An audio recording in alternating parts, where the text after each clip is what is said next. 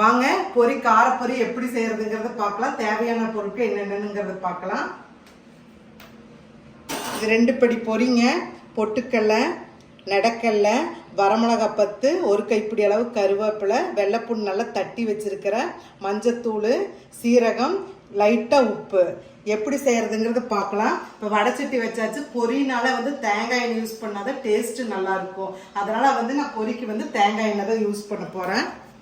பாருங்கள், இன்னும் கொஞ்சம் நிறையாவே ஊற்றிக்கலாம். இந்த பொரி இந்த அளவு இருந்தாலும் நான் கொஞ்சம் நிறைய எண்ணெய் நல்லா காஞ்சிருச்சு. லைட்டாக கடுகு போட்டுக்கலாம். கடுகு வெடிக்கிற சமயத்தில் சீரகம் போட்டுக்கலாம். சீரகம் போட்டுட்டு வெள்ளைப்பூண்டை போட்டுக்கலாம். சீரகம் நல்லா வெடிக்குது, வெள்ளைப்பூண்டை போட்டுக்கலாம். வெள்ளைப்பூண்டு நல்லா எண்ணெயிலேயே நல்லா வதங்கணும்.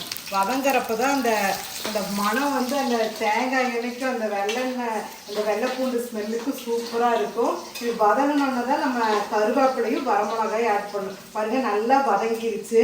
வெள்ளைப்பூண்டு பாருங்கள் நல்லா வதங்கிருச்சு. இந்த சமயத்தில் தான் நான் கருவேப்பிலையும் வரமிளகாயும் ஆட் பண்ணுறேன். இது பாருங்கள், நல்லா படப்படப்படன்னு இப்படி சவுண்டு வரணும். நம்ம அப்போ தான் நல்லா பொரி. இதில் மோர் மிளகாயும் ஆட் பண்ணிக்கலாம். மோர் மிளகாய் இருக்கிறவங்க இந்த மோர் மிளகாயை ஆட் பண்ணிவிட்டு இந்த பொரியோடு சேர்த்து கடிச்சு சாப்பிட்றப்போ நல்லா சூப்பராக இருக்கும். மோர் மிளகாய் சாப்பிட்றப்போ நல்லா வதங்கிருச்சு. இந்த சமயத்தில் நடக்கலை போடுறோம். நடக்கலையும் போட்டு அந்த தேங்காய் எண்ணெயிலையும் அதுவும் நல்லா வதங்கணும்.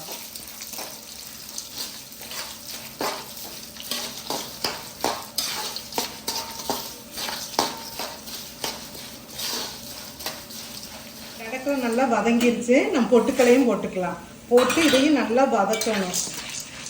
பாருங்க, பொட்டுக்களையும் நல்லா வதங்கிருச்சு. இதுக்கு அளவான மஞ்சத்தூள் போட்டுக்கலாம். லைட்டாக அளவான இந்த நடக்கலைக்கும் பொட்டுக்கலைக்கும் தேவையானது நைஸுப்பு போட்டுக்கலாம். கல்லுப்பு ஆட் பண்ணாதீங்க. பெருங்காயத்தூள் அப்படிதாங்க, கொஞ்சம் நிறையாவே போட்டுக்கோங்க, நல்லா இருக்கும். இதுக்கு அளவான பெருங்காயத்தூள். இதையும் போட்டு நல்லா வதக்கிக்கோங்க.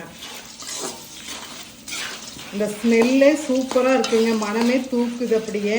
பாருங்கள், இது நல்லா வதங்கிருச்சு. இப்போ நம்ம பொரியும் போட்டு நல்லா வதக்கிக்கலாம்.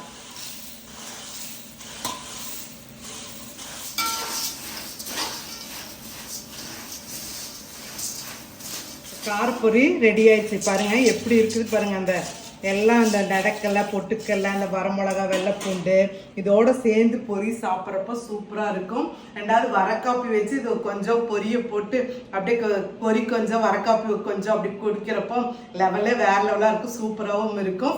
வயசானவங்களுக்கு சாயந்தர நேரத்தில் ஒரு கப்பு போட்டு கொடுத்து ஒரு காஃபி ஒன்று கொடுத்ததுன்னா அவங்களும் விரும்பி சாப்பிடுவாங்க. இது நல்லாயிருக்கும். இது சாயந்தரம் ஒரு ஸ்நாக்ஸாகவும் இது பண்ணி இதே மாதிரி நீங்களும் ட்ரை பண்ணுங்கள்.